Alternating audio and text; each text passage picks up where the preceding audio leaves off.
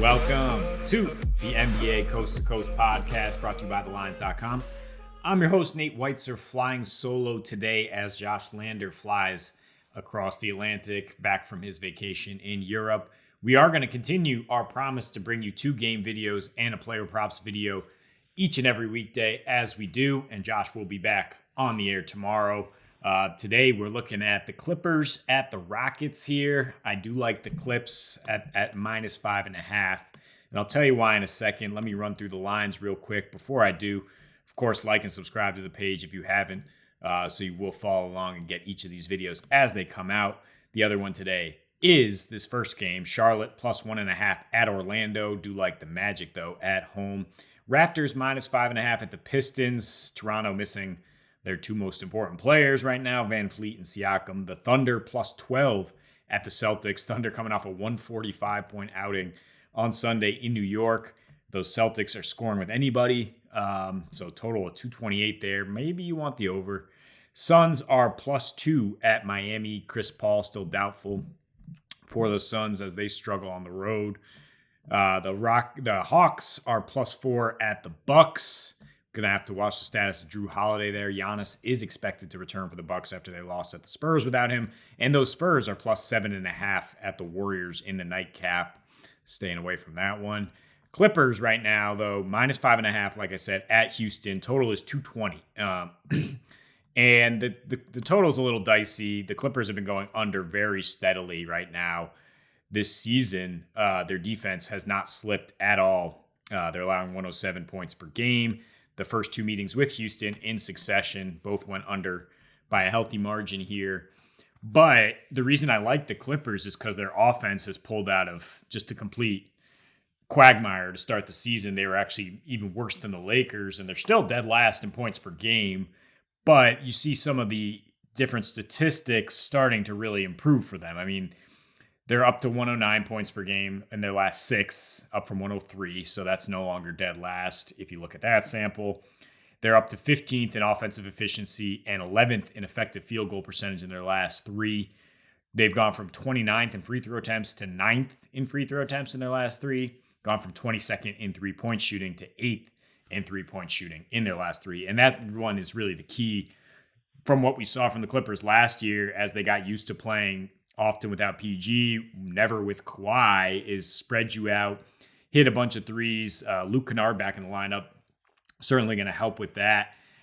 We don't expect Kawhi or John Wall to play tonight. I think Kawhi's obviously barely played at all this season, but John Wall expected to keep managing his knee as they think they can handle the Rockets without him. And yeah, the Rockets are a team that you should be able to beat without your full complement of guys. They've lost 18 of their last 20 going back to last season.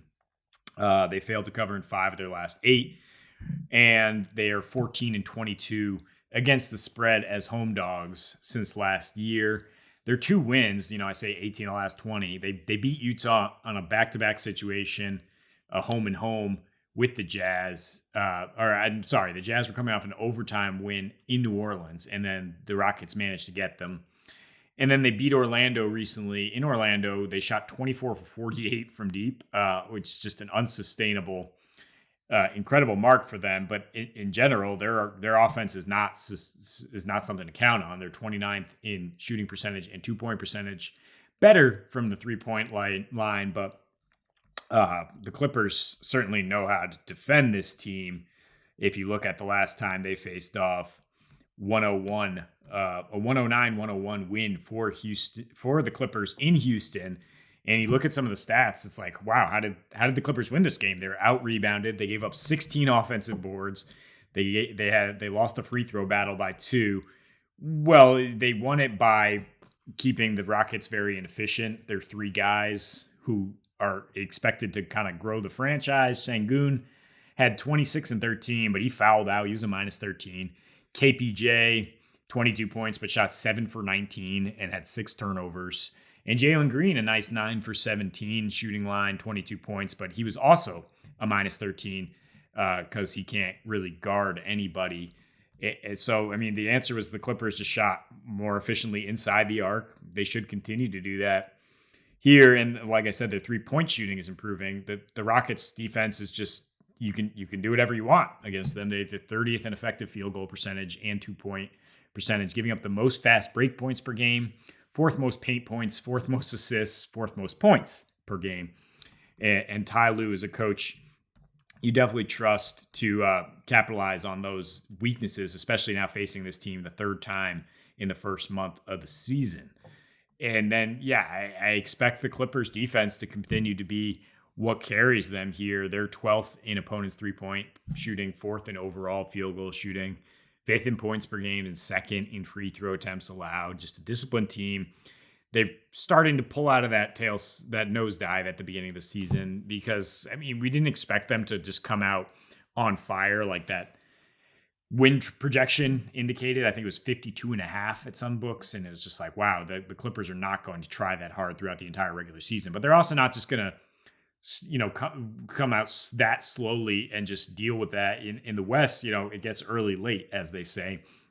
You can't just loaf through the season and not beat teams that you're supposed to beat. We actually kind of saw that change in the second game with the Rockets, where they barely beat them in the first game. And they said, all right, enough of this. Let's start beating these teams, the few teams in the West that you can count on a win, and the Rockets are one of them.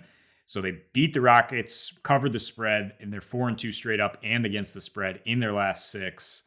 Like I said, better offensive numbers across the board in that span. They do have the best player on the floor tonight in Paul George.